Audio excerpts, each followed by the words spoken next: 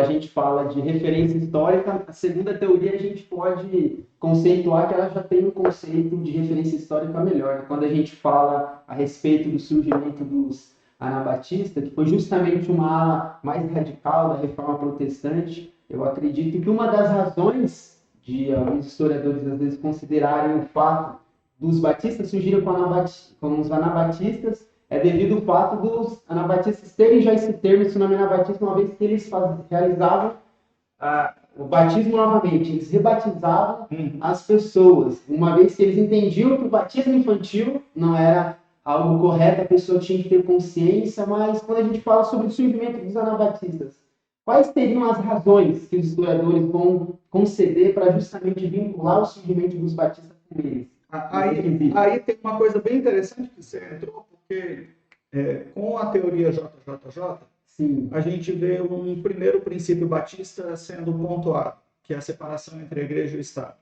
Com um grupo de anabatistas, a gente tem um segundo princípio batista muito forte, que é o credo batismo, batizar apenas na idade da razão.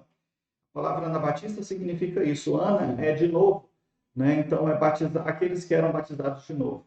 E num primeiro momento, ao longo da história, é jocoso, não era? Um xingamento pejorativo, era um xingamento chamar o outro de anabatista, porque foi batizado de novo, não aceitou o batismo da igreja oficial, da igreja estatal. Mas essas pessoas abraçaram o nome e falaram, era isso mesmo, a gente não aceita o batismo da igreja oficial, a pessoa tem que estar consciente do seu pecado para se batizar e não aceita o batismo infantil. Você falou aí, os anabatistas eram uma ala mais radical no período pré-reforma. É meia verdade. Né? Existia um anabatista, o princípio anabatista era a separação da igreja de Estado, credo, batismo e a não violência. Mas teve um capoquinho lá, um líder anabatista na cidade de Münster, que resolveu falar que a maioria aqui é anabatista e o Estado não tem que mandar aqui dentro, e ele defendeu o seu povo, os seus ali com muita força, inclusive pegando em armas, por isso que ficou conhecido como uma ala mais radical, mas a grande maioria dos anabatistas eram pacifistas e eles preferiam morrer do que pegar em armas. Sim.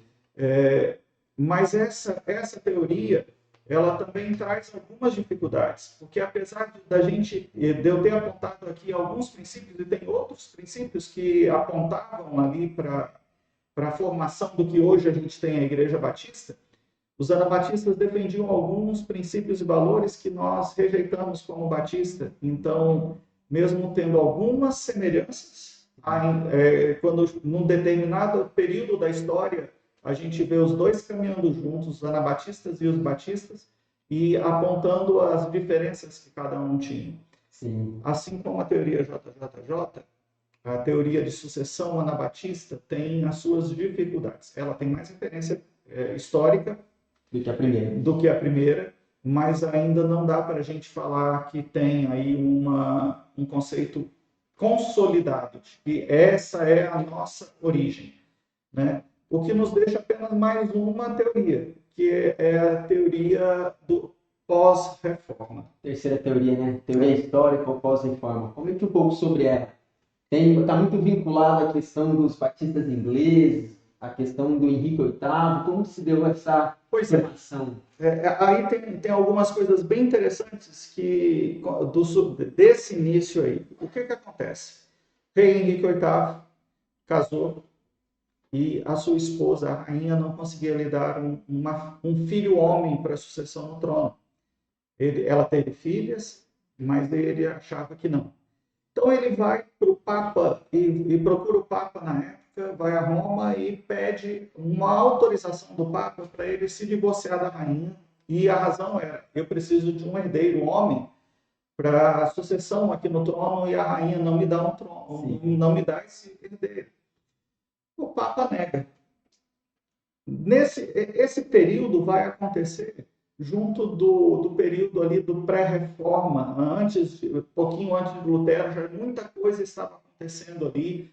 a Inglaterra já estava permeada com alguns conceitos que vão entrar ali no período da reforma. Dos pré-reformadores, né? Dos pré-reformadores, inclusive alguns ali importantes na Inglaterra.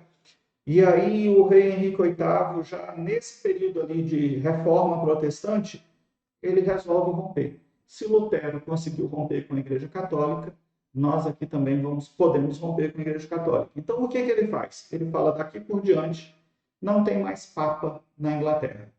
A igreja oficial vai ser a igreja do Império. E quem manda, então, nessa igreja?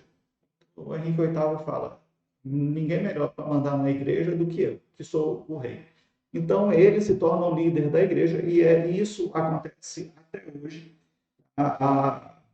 Agora, o rei Charles III é o líder da igreja, mesmo ele não trabalhando em cima de princípios religiosos, ele é o líder da igreja anglicana até hoje, é assim que veio desde Henrique VIII até agora.